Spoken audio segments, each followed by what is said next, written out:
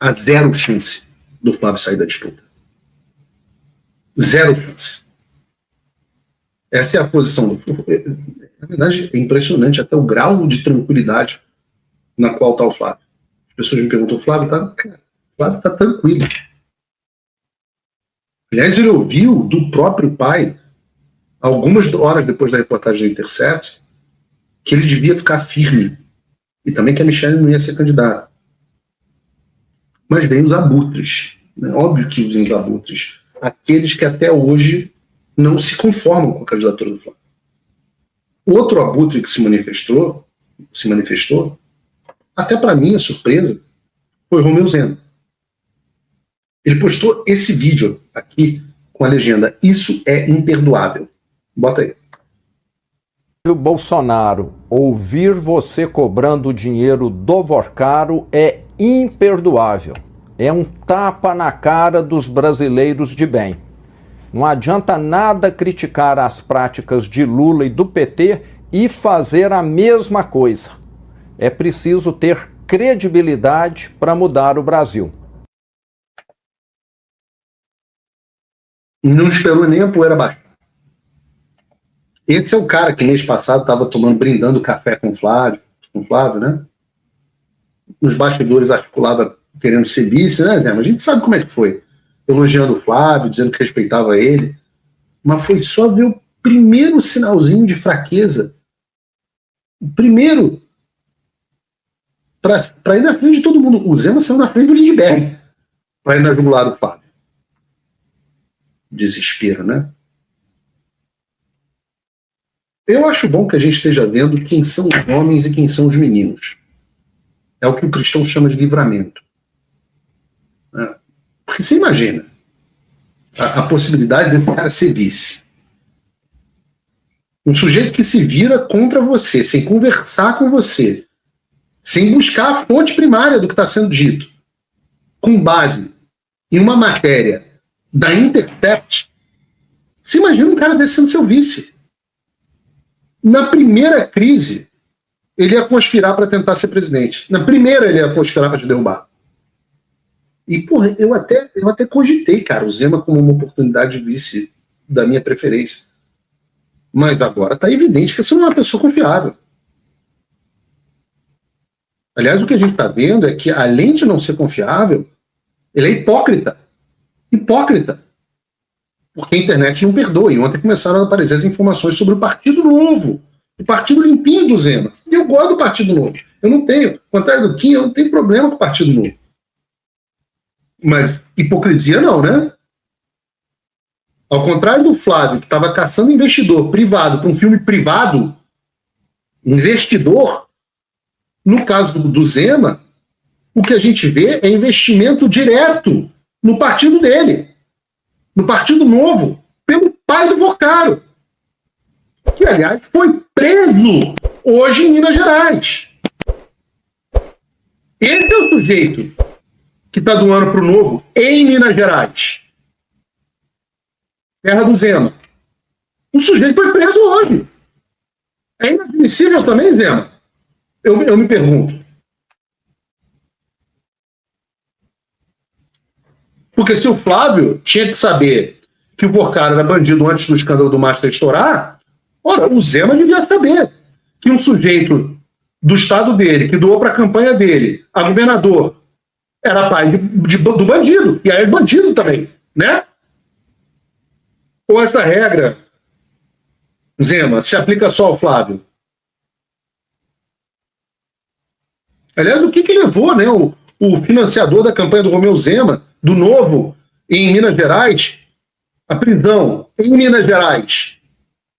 Bom, o Henrique Vorcaro, pai do Daniel Vorcaro, foi preso justamente por suspeita de ajudar o filho a ocultar não 2,3 milhões que o Flávio, não, 2,2 bilhões de credores e vítimas do escândalo Master, com o objetivo de blindar o patrimônio da família.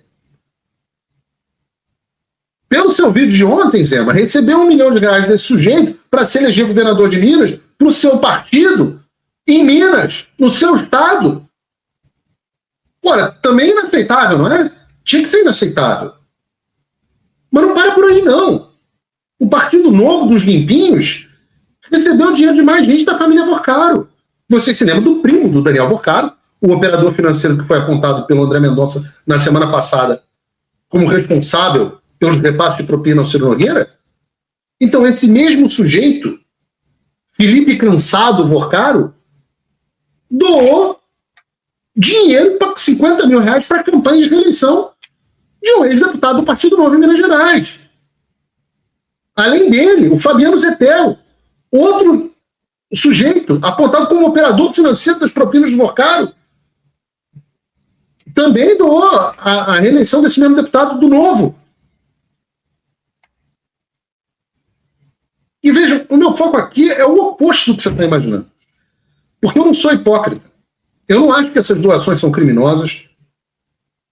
Eu não vou dizer isso porque eu não sou um safado aproveitador igual o Zema. O meu intuito aqui é mostrar a hipocrisia dele. Porque se você está disposto a ir na jugular do Flávio por causa do áudio do Vorcaro e reportagem da Intercept, como é que você explica o seu partido sendo financiado pelo pai, primo e cunhado do mesmo Vorcaro, todos presos pela Polícia Federal no teu estado? Com o Flávio é inaceitável, mas e com você, Zema? E nada como um dia após o outro. Esse evento serviu de novo para mostrar quem é quem. Eu lembro de uma frase do Olavo.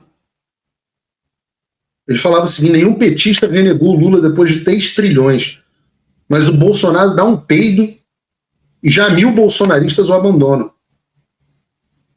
Não teve crime, não teve imoralidade, não teve absolutamente nada de irregular. E antes de saber o que está acontecendo, foi fim da campanha, substituto, Zema querendo girar a faca e ficar com os espólios. Eu diria a vocês, nada como um dia depois do outro. Nada como um dia depois do outro. Já passamos por isso antes. Eu me lembro das pessoas, eu volto a dizer, me lembro de quando o Sérgio Moro falou aquele bando de mentira, que se provaram mentiras. E as pessoas, como dizem o Olavo, abandonaram o Bolsonaro. Agora a mesma coisa. E a pessoa acha, meu Deus do céu, eu não tenho nenhum problema com quem quer entender. Eu acho que isso é um problema de comunicação sério. Eu acho que a gente está falando de coisas que dão trabalho de explicar. Eu acho que o trabalho feito até agora para a explicação foi péssimo. Tudo isso é legítimo. Você, em casa, tem o direito de estar se sentindo traído e de querer explicações a esse respeito. Está tudo certo. Agora, o frenesi, a substituição, a torcida, não, isso não dá. Isso não dá.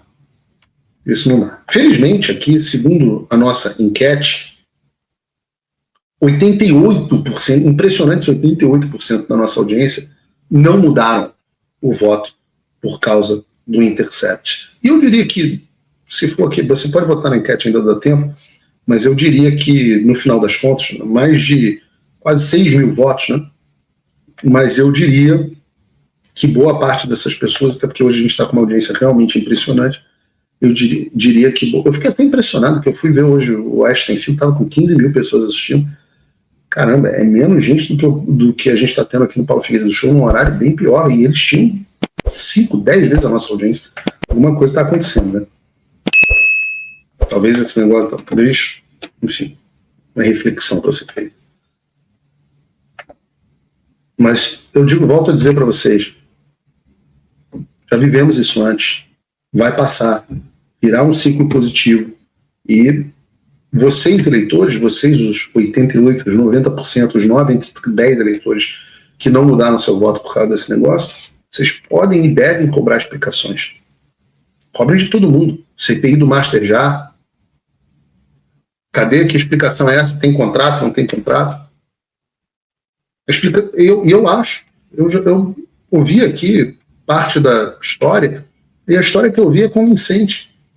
Minha opinião continua sendo, expliquem tudo para o público. Fala como que o Flávio conheceu o Vorcaro.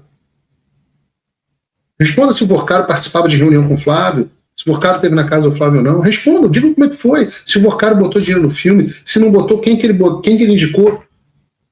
Pô, a história é boa, a história é verdadeira. Fala a verdade. Paulo Figueiredo Show. Eu recomendo também que o Eduardo fale com o público. Tenho total confiança no Eduardo Bolsonaro. Total. Sei que não houve dinheiro vindo para o filme dele, até porque o Eduardo não seria maluco de cometer um crime aqui nos Estados Unidos. O Eduardo teve a vida dele toda devassada, auditada, para fazer o processo dele de green card, agora, recentemente. Então, estamos falando de fundos fiscalizados pela Security Exchange Commission, a SEC, a CVM americana. Assim, isso é um negócio que não me preocupa. Acho que é bom falar com o público diretamente, fazer isso que eu estou fazendo aqui. As minhas sugestões na forma com a qual isso deveria ter sido lidado não foram aceitas. Está tudo certo. Eu não faço parte da campanha do Flávio. Sou só um amigo que acha que essa aqui é a melhor forma de lidar com as coisas.